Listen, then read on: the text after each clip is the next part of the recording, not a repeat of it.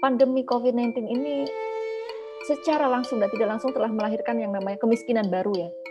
Karena memang sektor ekonomi dan UMKM juga sekarang sudah ya ada yang beberapa yang berhenti berproduksi karena memang akibat pasar yang menyusut. Nah, Pak Jokowi juga sempat menyampaikan bahwa mayoritas lulusan anak muda lulusan kampus pertanian itu malah tidak mau terjun ke pertanian karena mereka mungkin melihat orang tua mereka yang Iya. profesinya sebagai petani tetapi tidak bisa menjamin kehidupan mereka gitu. Jadi mereka punya mindset bahwa saya nggak mau menjadi petani. Bahkan orang tua mereka pun mengatakan kepada anak mereka, nak kamu jangan jadi petani. Ya, pastinya harus kerja di kota, di perkantoran, dan lain sebagainya. Kalau desa kan ada dua pilihannya, pertanian, kelautan, dan perikanan. Nah, itu yang harus kita upayakan. Bagaimana sekarang tanah pertanian saat ini sangat tergantung terhadap pupuk-pupuk kimia ya. Krisis ekologis dan krisis yang selanjutnya adalah krisis agraria, di mana terjadi alih fungsi lahan produktif menjadi area industri ataupun pemukiman.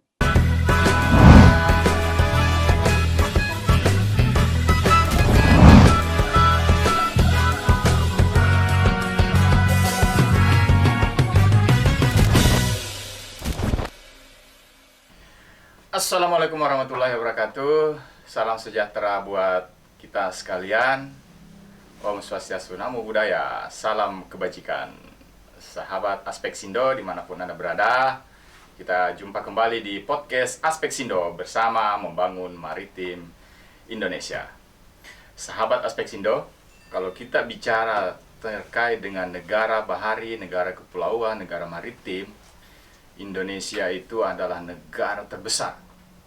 Bayangkan saja kita punya perairan kurang lebih 6 juta kilometer persegi dengan luas daratan hanya kurang lebih 1-2 juta kilometer persegi. Sehingga ini menjadi potensi kita yang harus kita kelola dengan baik untuk menjadi negara yang super makmur, kaya raya, sejahtera seluruh masyarakatnya. Nah, sahabat Aspek Sindo, tentu kita harus mengelola semua sumber daya alam ini dengan maksimal dan melibatkan seluruh stakeholder, termasuk masyarakat yang lebih luas. Nah, pada podcast kali ini kita akan mengundang tamu istimewa kita. Beliau ini punya pasukan ya kurang lebih 500 struktur organisasi sampai tingkat kabupaten kota. Tentu ini menjadi kekuatan kita untuk bagaimana memanfaatkan sumber daya alam maritim tersebut. Nah, jangan salah, berbicara terkait dengan negara maritim, bahari, kepulauan, itu tidak bisa lepas dari persoalan komoditas. Pasti itu. Mungkin di peta kita melihat bahwa ini lebih dominan perairan, tetapi jangan salah, di kepulauan pun itu agronya sangat berpotensi. Artinya apa? Mengawinkan sektor agro maritim itu adalah sesuatu yang mutlak. Nah, pada podcast kali ini saya akan berbincang khusus dengan DPN Pemuda Tani HKTI, Bu Ketum Rina Saida. Assalamualaikum, Bu Ketum. Waalaikumsalam warahmatullahi wabarakatuh. Sehat ya, Bu Ketum ya? Ya, alhamdulillah. Ini masa pandemi ini kita tidak boleh kalah dong ya, Bu Ketum ya. Sekarang Jakarta lagi, Jawa Bali ya, lagi PPKM. Nah, ya tentu kita tidak boleh stuck di situ. Kita harus terus mendiskusikan, membangun wacana, kemudian mengeksekusi apa yang menjadi gagasan kita bersama. Nah, tentu Bu Ketum ini kan public figure lah, perempuan yang bisa memimpin organisasi sebesar Pemuda Tani HKTI itu tidak mudah menurut saya, karena Bu Ketum harus keliling Indonesia mengkonsolidasikan sampai ke tingkat kabupaten kota dengan melihat sumber daya alam kita yang begitu kaya ya. Tentu mengajak kepada seluruh ya stakeholder, termasuk bagaimana menghadirkan partisipasi seluruh unsur anak-anak muda kita yang kalau kita bicara di data statistik ya, anak muda kita itu hampir 70 juta ya, kurang lebih 60 juta jiwa ya Bu Ketum ya, kalau nggak salah ya. Nah ini kalau dipresentasikan kurang lebih 24-26% dari jumlah penduduk Indonesia. Ini tentu luar biasa kalau kita manfaatkan dengan baik ya. Kita akan menuju bonus demografi di mana manusia-manusia produktif Indonesia itu sangat tinggi di saat itu. Nah kalau boleh mendengarkan seperti apa komentar Bu Ketum ini terkait dengan potensi agromaritim kita, Bu Ketum, yang dimana Bu Ketum ini kan satu pernah sebagai Dewan Penasehat KKP ya, Kementerian Kelautan dan Perikanan. Nah, sekarang ditugaskan oleh negara sebagai ya, komisaris di Agro BRI ya, saya sebut aja BUMN kita, karena tentu ini kan bagian dari potensi yang kita akan bahas nanti. Bagaimana anak muda tentu kan selama ini kalau bicara terkait dengan akses baik terkait lahan maupun permodalan ya, tentunya kan anak-anak muda kita butuh jawaban. Nah, saya tentu akan sangat terpesona dengan penyampaian Bu Ketum, apalagi Bu Ketum ini masih sangat muda ya. Baik Bu Ketum, mungkin ada cerita pengantar dulu Bu Ketum di pagi hari ini di podcast Aspek Sinda ini. Terima kasih Mas Andi, saya senang sekali bisa berkesempatan untuk hadir di sini, dan karena ini kita sedang PPKM, maka kita melakukan diskusi secara virtual, tapi tidak menghalangi berbagi wawasan bersama seluruh keluarga besar Aspek Sindo. Tadi Mas Andi memberikan pembukaan mengenai pemuda ya. Sebetulnya tadi betul dikatakan bahwa hampir potensi anak muda kita luar biasa di seluruh Indonesia, 70 juta ya anak muda yang sekarang bisa disebut sebagai bonus demografi di seluruh Indonesia. Nah ini merupakan potensi yang kita jaga, akan dibawa kemana anak-anak muda ini tentunya. Di samping itu, selain SDM kita yang menjadi potensi luar biasa kita tentunya di sektor agro dan maritim. Bagaimana tidak negara kita dikatakan sebagai negara agraris, yang mayoritas masyarakatnya itu dikatakan petani, itu betul. Tetapi kalau misalnya disebut pendapatan dari sektor pertanian, itu tentunya masih harus sangat digali, apalagi di sektor kelautan dan perikanannya.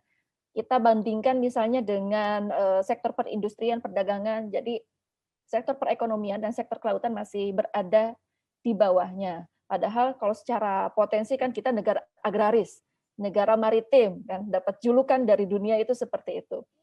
Namun demikian yang perlu kita fokuskan sekarang adalah bagaimana kita menjaga potensi ini supaya memberikan kontribusi yang sebesar-besarnya terhadap pertumbuhan perekonomian salah satunya. Yang pertama saya dari tentunya tadi sudah disampaikan waktu di KKP di Kementerian Kelautan Perikanan saya fokus di bidang peningkatan daya saing dan nilai tambah sektor kelautan perikanan, tentunya ini kalau nilai tambah dan daya saing kaitannya erat dengan UMKM. Terus yang kedua juga saya di Ketua Umum Pemuda Tani HKTI, yang mana di sini tugas dan fungsi saya itu memberikan akses luas-luasnya terhadap anak-anak muda untuk langsung terjun ke sektor pertanian. Dan tentunya kalau membahas anak muda, mindset mereka terhadap sektor pertanian itu masih cenderung berada di maksud saya cenderung cenderung kurang baik lah, karena mereka melihat bahwa sektor pertanian itu bukan sektor yang menjanjikan bagi mereka gitu. Jadi banyak sekali ya kita lihat sarjana-sarjana lulusan kampus-kampus, misalnya lulusan IPB dan lain sebagainya lebih banyak di perkantoran. Nah, ini menjadi PR terbesar kita bagaimana kita menjadikan sektor pertanian ini menjadi sektor unggulan dan menjadi petani itu keren gitu. Tentunya dengan kita sediakan dengan berbagai akses yang ada, misalnya kerjasama dengan pemerintah daerah untuk penyediaan akses lahannya, Terus kami dari pusat juga sudah mulai jalan dalam pemberian akses modal dan akses pasar. Dan tentunya ini yang dibutuhkan oleh para petani kita di daerah, terutama untuk petani-petani milenial. Kalau kita menyebutnya agropreneur, jadi pengusaha-pengusaha muda di sektor pertanian, kelautan, dan perikanan. Begitu Mas Andi. Wah, keren banget ini. Visi besarnya teman-teman HKT ini luar biasa ya, Bu Ketum. Nah, selama ini Bu Ketum, apakah ada kendala-kendala dari teman-teman milenial kita membangun agro maritim ini ya? Terutama mungkin di persoalan-persoalan teknis di lapangan, Bu Ketum. Eh, Persoalan kendala tentu ada. Yang tadi saya sampaikan bahwa Pak Jokowi juga sempat menyampaikan bahwa mayoritas lulusan anak muda lulusan kampus pertanian itu malah tidak mau terjun ke pertanian karena mereka mungkin melihat orang tua mereka yang Iya. profesinya sebagai petani, tetapi tidak bisa menjamin kehidupan mereka gitu. Jadi mereka punya mindset bahwa saya nggak mau menjadi petani. Bahkan orang tua mereka pun mengatakan kepada anak mereka, nak kamu jangan jadi petani. Ya, pastinya harus kerja di kota, di perkantoran, dan lain sebagainya. Nah, ini menjadi PR terbesar kita. Di tahun pertama saya menjadi Ketua Umum Pemuda Tani HKTI, saya ingin merubah mindset itu. Bahwa menjadi petani itu keren. Dengan menunjukkan sisi-sisi success story dari para anak-anak muda yang sudah terjun ke pertanian. Kalau misalnya dikumpulkan, waktu itu kami mengadakan Innovation Award. Banyak sekali anak-anak muda di daerah-daerah seluruh Indonesia yang sudah melakukan inovasi di sektor pertanian. Hanya saja, ide-ide mereka ini tidak bisa tersalurkan karena memang kurangnya dukungan. Gitu. Baik itu dukungan dari sistem permodalannya ataupun pasarnya. Padahal secara potensi mereka itu ada. Nah, di tahun pertama itu saya bagaimana melakukan perubahan mindset terhadap anak-anak muda di seluruh Indonesia. Yang pada awalnya di pengurus-pengurus di daerah itu mereka bukan petani-petani asli, petani yang memang sudah terjun ke pertanian. Nah, setelah 1 tahun itu perubahan mindset di tahun kedua, alhamdulillah mereka sudah melakukan yang namanya pemberdayaan. Oke. Pemberdayaan di setiap kabupaten dan kota untuk untuk belajar pertanian meskipun mereka jurusannya bukan di pertanian, meskipun mereka tidak ada background sama sekali di pertanian. Nah, baru ini di tahun ketiga, alhamdulillah saya didukung oleh kawan-kawan saya di kepengurusan saya, misalnya tadi ada Bang Ajib Hamdani, terus ada sekjen saya beserta kawan-kawan yang lainnya, yang mana kita membuka akses luas-luasnya. Setelah perubahan mindset, pemberdayaan, maka kita buka akses luas-luasnya untuk akses permodalan dan akses pasar. Supaya anak-anak muda di daerah mau lagi terjun ke pertanian. Dan itu memang sudah berjalan, dan dengan adanya program ini, program agropreneur ini, bisa menumbuhkan semangat lagi anak-anak muda di daerah untuk kembali lagi ke pertanian. Saya rasa dengan tumbuhnya bonus demografi ini, pemerintah harus fokus terhadap pemberdayaan anak-anak muda. Apalagi di masa pandemi sekarang ini yang menjadi disrupsi kita sekarang, banyaknya PHK, Mas. Sampai kalau misalnya Kementerian Tenaga Kerja mengatakan mencatat ada sekitar ya mungkin 4 jutaan ya, 4 juta, tapi kalau Kadin kan mengatakannya bisa sampai 15 juta. Dan ini yang bekerja di sektor perkantoran ini kan mayoritas anak-anak muda. Dengan kondisi ekonomi seperti ini, maka mau tidak mau mereka harus kembali lagi ke desa. Untuk membangun desanya. Kalau desa kan ada 2 pilihannya, pertanian, kelautan, dan perikanan. Nah, itu yang harus kita upayakan. Terus yang kedua yang sekarang menjadi tantangan kita ini perdagangan bebas, ya kan, free trade itu kan. Kita melihat Mas, di marketplace itu luar biasa sekali, produk-produk luar yang memang dari mulai kualitas, dari mulai harga itu bisa sangat bersaing dengan lokal. Kita sekarang menggenjot supaya UMKM misalnya untuk naik kelas ataupun untuk memberikan akses luas-luasnya untuk UMKM. Tetapi mereka dihadapkan dengan free trade itu, persaingan global yang mana ini menjadi PR terbesar kita. Nah, di sisi lain, dengan kondisi pandemi sekarang ini, masyarakat terbatas ya, baik itu dari sisi akses kredit juga, pembayaran kredit, terus yang kedua faktor SDM, yang ketiga adalah faktor pasar. Tetapi kondisi seperti ini, saya melihat di setiap tantangan itu pasti ada peluang. Ini peluang untuk kita, bagaimana kita menciptakan iklim untuk bisa mandiri. Misalnya dari sektor pertanian.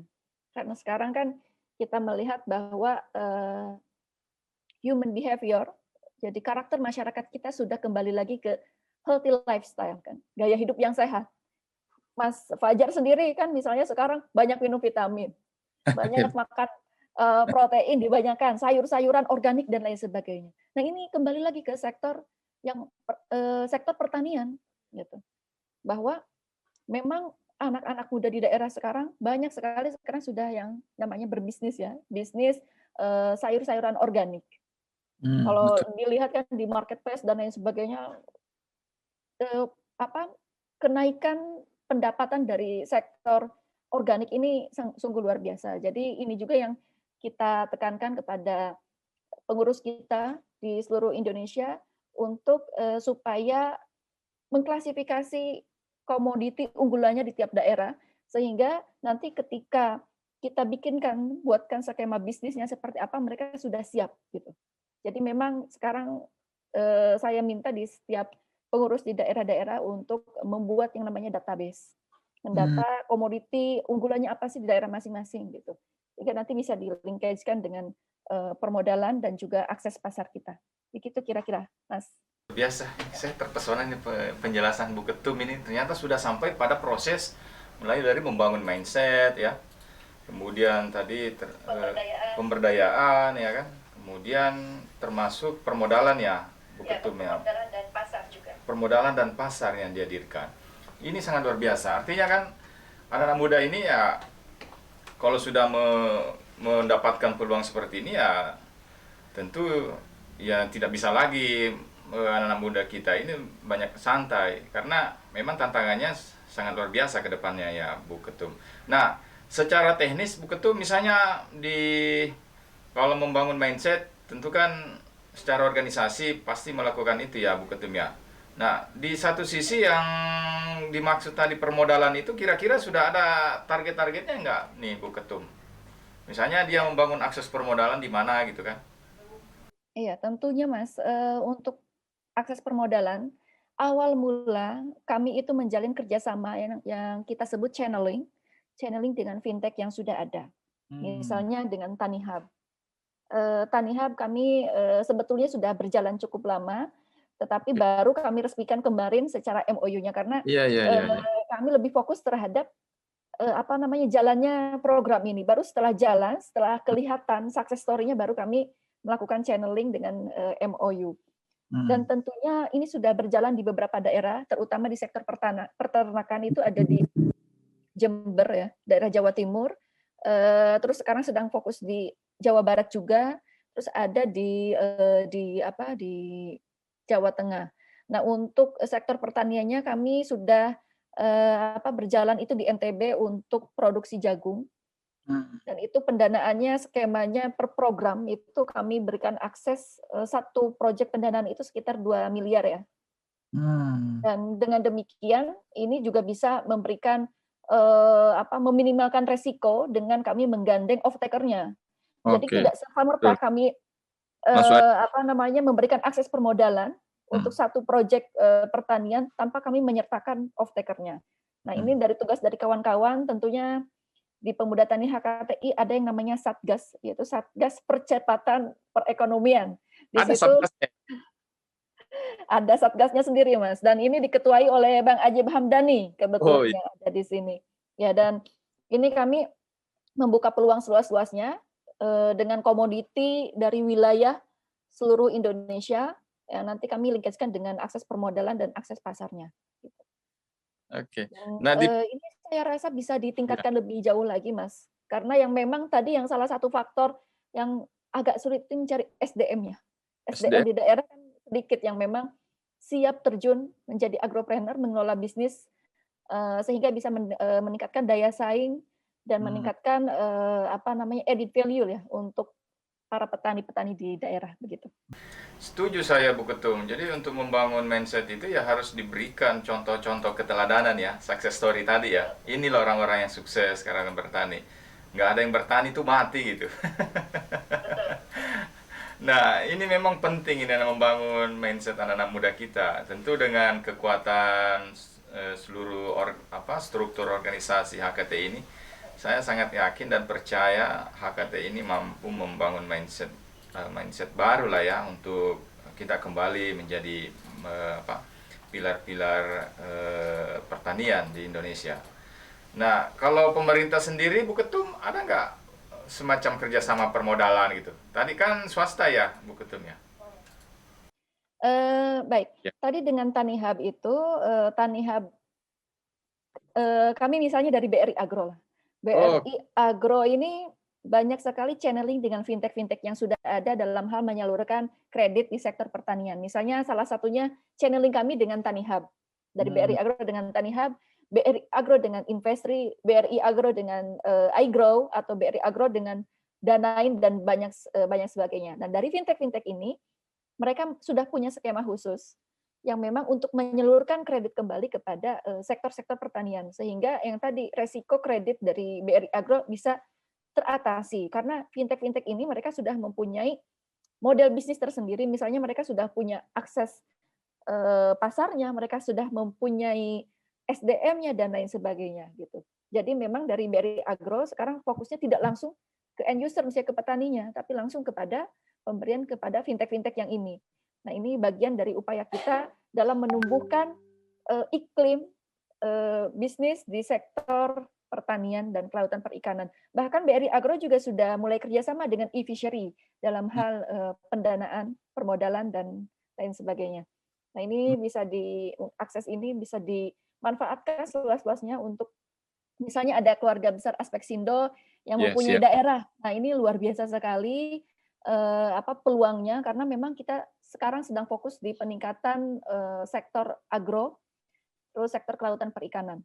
Di samping kita sebentar lagi mau go digital kan, transformasi ke bank digital, dan bisa diakses kapan saja dengan mudah, dengan murah, dan dengan nyaman, tentunya aman gitu. Nah, ini bisa menjadi peluang, bisa menjadi potensi besar bagi kawan-kawan di seluruh Indonesia. Sungguh luar biasa. Semoga cita-cita ini bisa kita wujudkan ya, Bu Ketum. Nah, Bu Ketum, pengen tahu nih Bu Ketum, berapa sih targetnya entrepreneur muda kita di sektor pertanian ini? Target HKTI sendiri misalnya setiap tahun kita targetkan sekian gitu. Ya. Tapi jangan dijawab dulu Bu Ketum, kita lewatkan yang satu ini.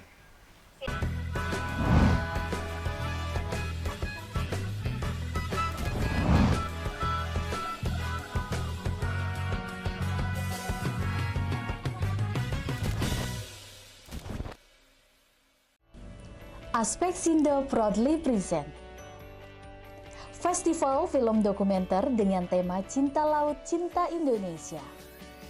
Lomba ini memperingati hari ulang tahun yang keempat Aspeksindo dan hari ulang tahun yang ke-76 Republik Indonesia. Dapatkan hadiah menarik dengan total 50 juta rupiah dan beasiswa. Cek informasinya dan segera daftarkan karya terbaik kalian.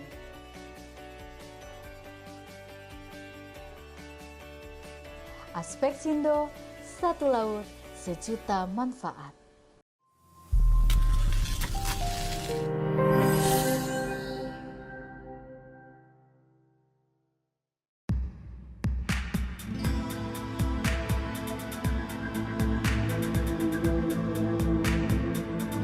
Ikuti dan sukseskan Musyawarah Nasional kedua Asosiasi Pemerintah Daerah Kepulauan dan Pesisir seluruh Indonesia. Dirangkaikan dengan peringatan Hari Jadi keempat Aspeksindo dan Expo Pulau Pesisir 11 Agustus 2021. Nantikan live di channel YouTube Aspeksindo.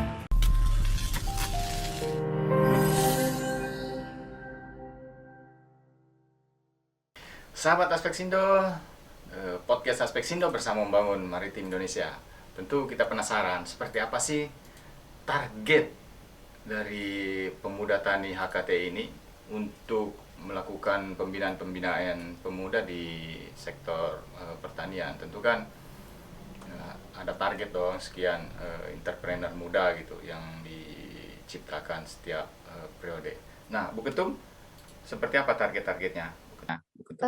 Target tentunya kalau kita berbicara target, saya targetkan itu seluruh pengurus pemuda tani di daerah itu harus menciptakan program agropreneur.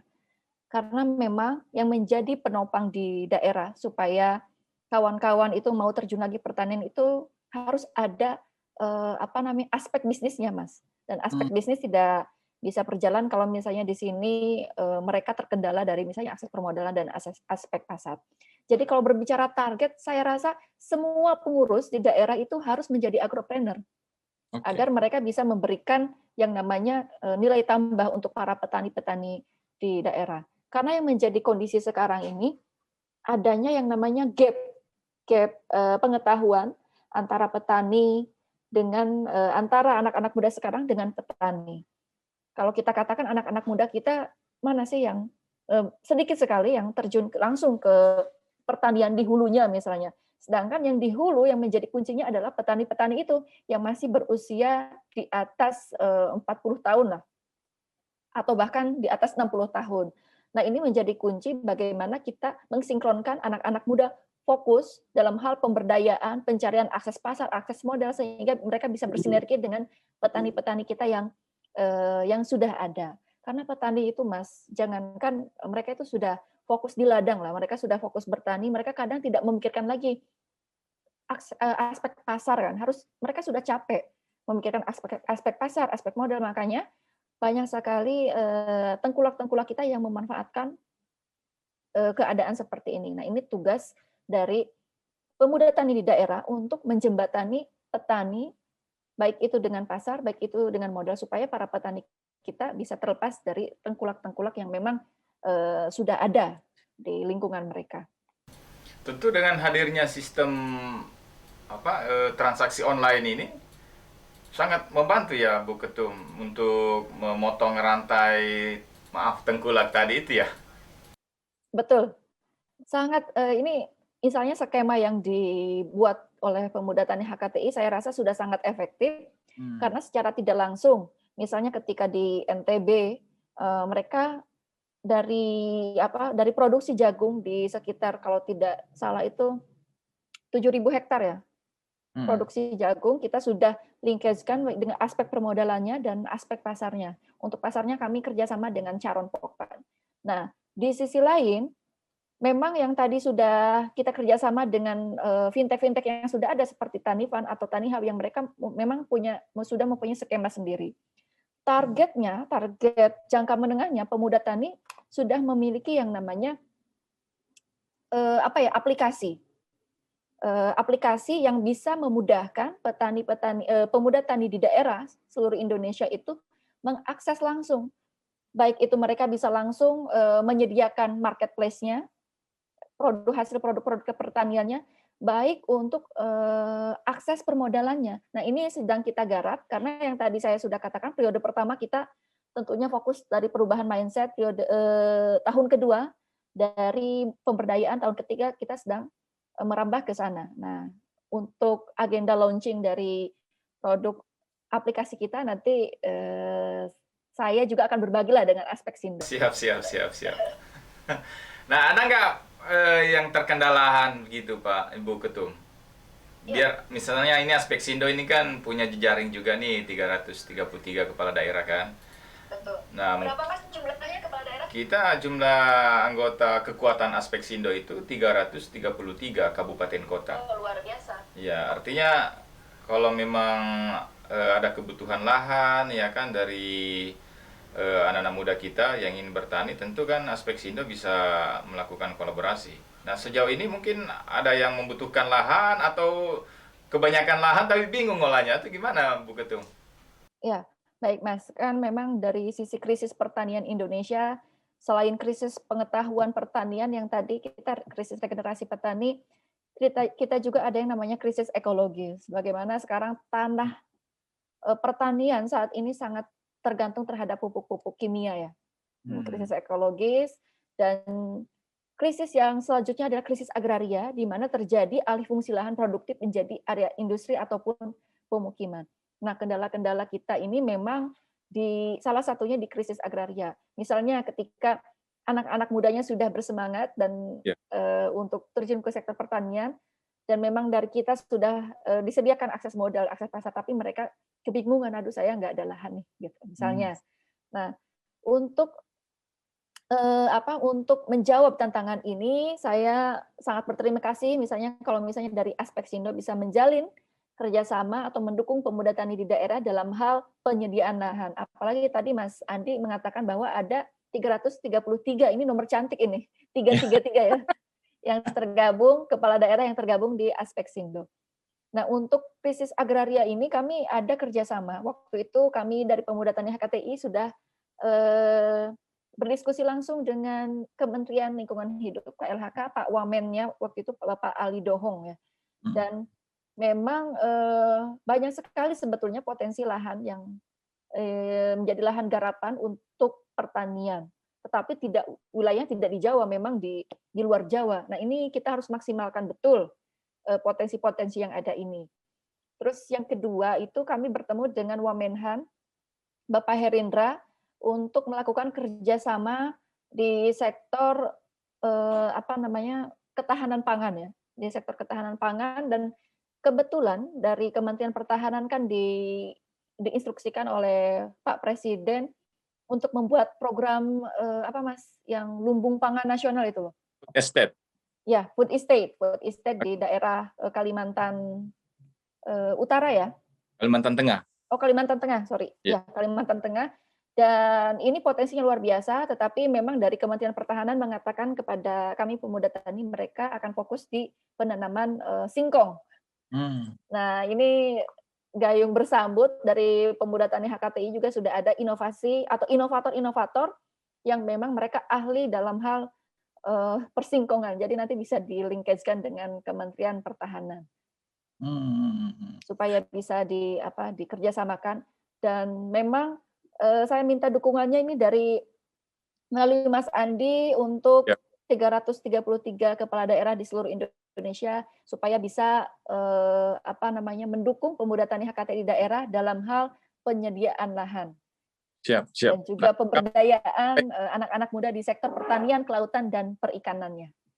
Jadi kalau informasi ini kan saya juga melakukan pendataan ya Bu Ketum, berapa luas lahan potensial di setiap kabupaten kota, dan memang sangat luar biasa. Masih banyak sih sebenarnya lahan-lahan kosong kita. Malah rata-rata kepala daerah ini mengeluhkan partisipasi anak-anak mudanya. Artinya tadi yang dilakukan oleh teman-teman pemuda tani HKTI, bagaimana membangun mindset itu betul itu. Jadi anak-anak muda kita di daerah itu memang harus dibangun kembali mindset agronya. Karena ini data ini memang disampaikan langsung oleh para kepala daerah. Nah, ini saya kira kolaborasi yang sangat cantik ini ya. Ada yang melakukan brainwash, jadi artinya kita melakukan perubahan paradigma yang anak-anak mudanya itu nanti PNS katanya baru keren ya. Ternyata HKTI merubah itu ya, mindset itu ya, malah harus jadi petani keren ya. Pasti kami akan melakukan kerjasama ya dengan teman-teman pemuda HKTI ya Bu Ketum. Dalam waktu dekat lah kita akan MOU lah ya. Artinya menunggu situasi membaik, ya kita akan melakukan pertemuan-pertemuan konsolidasi supaya negara yang begitu besar ini kita bisa luruskan kembali lah kiblat agromaritimnya. Nah, kalau bicara terkait dengan komoditas tadi Bu Ketum, kira-kira komoditi apa yang paling menjanjikan Bu Ketum? Dan itu pasarnya kemana gitu? Iya, baik Mas. Jadi memang untuk pembicaraan komoditi, masing-masing daerah mempunyai keunggulannya masing-masing. Tadi yang sudah saya sampaikan bahwa saya meminta pemuda tani, DPD Pemuda Tani HKTI di seluruh Indonesia supaya mendata keunggulan atau komoditi unggulan daerahnya masing-masing. tentunya yang memang sedang fokus sekarang yang menjadi garapan pemuda tani adalah di jagung, Mas. Hmm. Jagung, dan memang karena kami sudah ada kerjasama dengan off-taker-nya, yaitu Charon Pokpan, dan juga off-taker yang lain yang memang saya datanya. Dan selain jagung juga kami sekarang sudah mulai di kopi, terus di beras juga yang sudah kami kerjasamakan dengan Tanihub. Kedepannya ya mungkin bisa lebih beragam, Mas, untuk komoditi wilayahnya. Itu permintaannya stok kita kurang atau gimana, Bu Ketum? Misalnya jagung dan beras tadi, itu apakah ada kewalahan dari teman-teman petani kita untuk menyiapkan stok? Saya rasa selama permintaan, karena kita kerjasamanya dengan off-taker yang memang mereka sudah fokus di misalnya di jagung, jadi memang masih kurang, Mas, untuk jagung sebenarnya. Karena kami fokus jagung ini baru di NTB saja yang memang lahannya sudah sekitar 7.000 ya, 7.000 hektar. Dan memang kalau misalnya ada potensi-potensi lain di daerah yang menjadi garapan pemuda tani, kami fokuskan di situ untuk akses permodalan dan akses pasarnya. Dan untuk kopi sendiri ini sudah mulai berjalan. Ada salah satu di pengurus kami di pusat juga sudah melakukan kerjasama untuk akses permodalan. Dan untuk aspek pasar, saya rasa kalau urusan kopi itu tidak usah ditanya lagi, Mas. Baik dalam negeri maupun luar negeri juga permintaan sudah semakin banyak. Terus yang ketiga, ada memang kita fokus misalnya di sektor organik yang tadi kami menjawab tantangan dari ini disrupsi COVID-19 ini, karena masyarakat kita sudah berubah ya, mindset-nya sudah ke healthy lifestyle. Jadi misalnya produk-produk beras organik dan lain sebagainya, dan itu tentu pasarnya sangat terbuka untuk pasar organik ini luar biasa sekali. Itu permintaannya tinggi juga ya, Bu Ketum ya? Pasar Sangat tinggi. komoditi-komoditi yang sifatnya organik tadi ya? Terutama mungkin di daerah-daerah perkotaan ya, Bu Ketum ya? Betul, betul sekali. Dan memang dengan sekarang terbuka, salah satunya adalah disrupsi 4.0-nya tadi. Jadi banyaknya marketplace yang menjual sayuran-sayuran organik. Misalnya ada sayur box dan lain sebagainya. Kebetulan di sayur box itu salah satu komisaris juga kan, owner atau foundernya di sayur box itu salah satu komisaris di BRI Agro juga. Jadi memang kita bisa saling bersinergi lah. Oke, berarti negara hadir ya melalui BUMN ini ya? Ya, negara hadir untuk BUMN, terutama misalnya untuk peningkatan sektor di UMKM lah ya, UMKM, terus sektor pertanian, kelautan dan perikanan. Dan saya rasa juga di pertanian menyediakan akses pembiayaan semacam KUR ya. Mungkin bisa lebih berdiskusi lebih dalam lagi dengan Kementerian Pertanian seperti apa. Tapi memang di kelautan perikanan juga waktu saya ada di sana itu juga ada yang namanya BLU. Ya benar, ada. Permodalan. BLU UKP namanya atau apa gitu ya? Saya kira negara memang betul-betul serius ya mendorong bagaimana menghadirkan juga permodalan yang cukup. Tinggal bagaimana kita menghadirkan keseriusan teman-teman petani nelayan tentunya ya, Bu Ketum ya. Karena akses permodalan oke, dan pasar. Nah, memang kadang-kadang di sini dua persoalan besar ini, Bu Ketum. Biasanya mereka teriak, aduh gimana nih permodalan, harga pupuk naik misalnya kayak gitu kan. Nah, ini tentunya ya memang semua negara juga, seluruh dunia lah, bukan hanya di Indonesia, pandemi COVID-19 ini secara langsung dan tidak langsung telah melahirkan yang namanya kemiskinan baru ya. Karena memang sektor ekonomi dan UMKM juga sekarang sudah ya ada yang beberapa yang berhenti berproduksi karena memang akibat pasar yang menyusut. Nah, ini terkait daya beli masyarakat. Saya waktu itu mengusulkan waktu acara dengan saya lupa dari Kementerian Sosial saya mengusulkan bahwa bantuan sosial itu kalau bisa misalnya ini dibagikan kepada masyarakat, tetapi bantuan sosial itu dibelikan untuk produk-produk dari petani kita supaya nanti keuangan atau perekonomian itu muter gitu kan. petani dapat akses pasarnya, misalnya dibeli produk-produknya oleh Kementerian Sosial, lalu masyarakat yang terdampak pandemi juga bisa mendapatkan produk itu kan sebagai bantuan sosial. Nah, itu waktu itu saya usulkan seperti itu, tapi memang Setuju. mungkin skemanya perlu diperdalam lagi. Setuju saya itu Bu Ketum, skema itu perlu tuh karena petani kita juga mengeluh gitu. Kalau misalnya musim panen gitu kan harga-harga masa anjlok gitu loh. Ini kan mereka bingung ini gimana? Katanya pasarnya ada, tapi kok harganya murah gitu loh. Nah, kondisi seperti ini kan yang kadang menurunkan motivasi mereka untuk melakukan produksi yang lebih tinggi gitu. Betul. Saya kira luar biasa ya strategi yang dilakukan oleh teman-teman pemuda tani HKTI juga ternyata banyak melakukan pendataan-pendataan ke bawah termasuk ya saya yakin pemuda tani HKTI juga punya database ya misalnya potensi anak-anak muda kita targetkan tadi sudah disampaikan juga oleh Bu Ketum pendataan pemainnya kita data dan komoditi unggulan setiap daerah seperti itu ya Bu Ketum ya. Betul. Ya, Bu Ketum.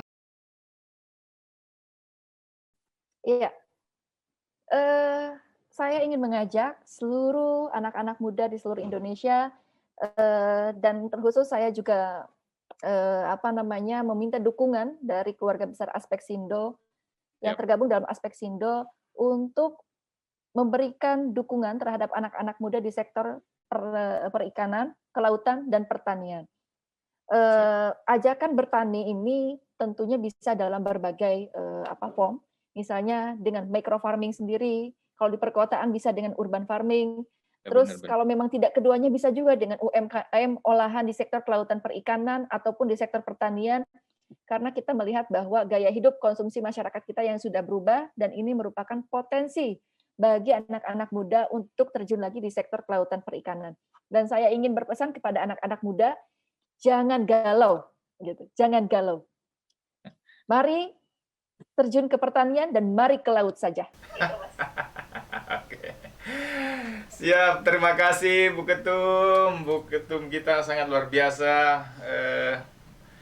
Skema dan pemikiran beliau untuk bagaimana mendorong sektor agro maritim ini menjadi sektor yang seksi tentunya di mata anak-anak muda kita yang jumlahnya tidak sedikit 60 sampai 70 juta anak-anak muda Indonesia harus didorong ke sektor agro maritim sebagai solusi hadirnya kalau boleh meminjam tadi istilah Ketum pengangguran baru di masa pandemi COVID-19. Sahabat Aspeksindo, tentu ini adalah gagasan yang perlu kita kampanyekan ke seluruh anak-anak muda Indonesia supaya kita kembali melakukan gerakan agro maritim sebagai solusi persoalan pangan di Indonesia. Terus bersama podcast Aspeksindo menyapa bersama membangun maritim Indonesia. Aspeksindo, satu laut, sejuta manfaat. Sehat-sehat Bu Ketum, makasih banyak. Sorry mengganggu waktunya. Kapan ini jumpa-jumpa Bu Ketum? Biar kita ini